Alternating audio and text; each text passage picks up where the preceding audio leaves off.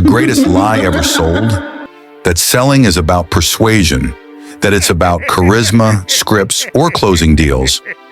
But what if I told you the real secret isn't in what you say, but what you erase? That the top 1% don't sell, they reprogram.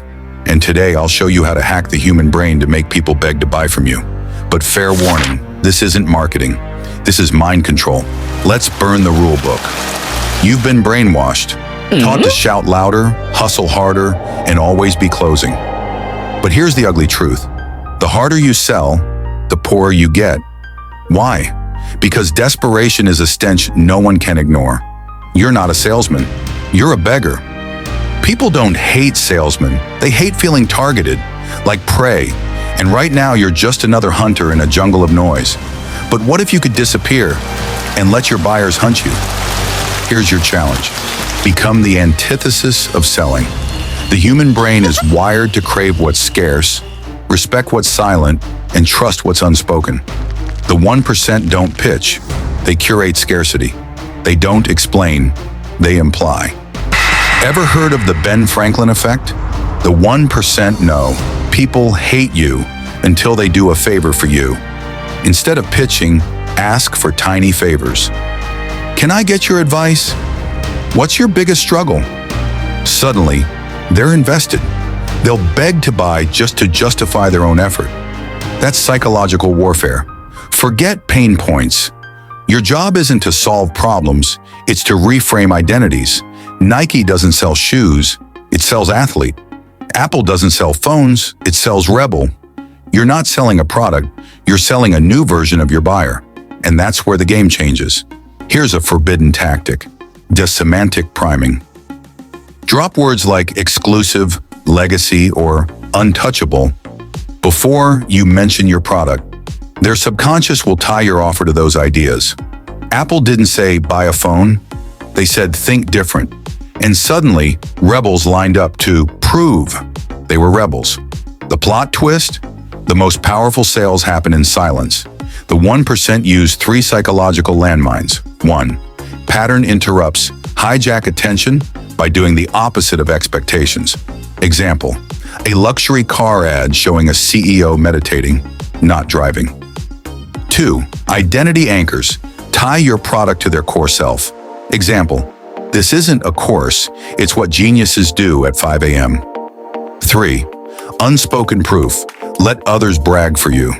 Testimonials that whisper, you're not good enough, you cannot have yet. This is how you sell without selling.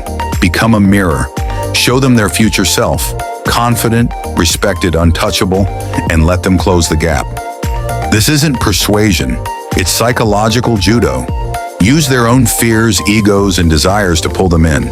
No pitches, no pleading, just power. The 1% engineer.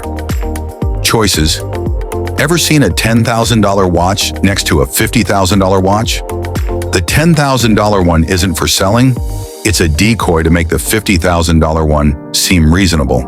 This is the decoy effect. Create a bad option to make your real offer irresistible. 2. Sell the afterlife.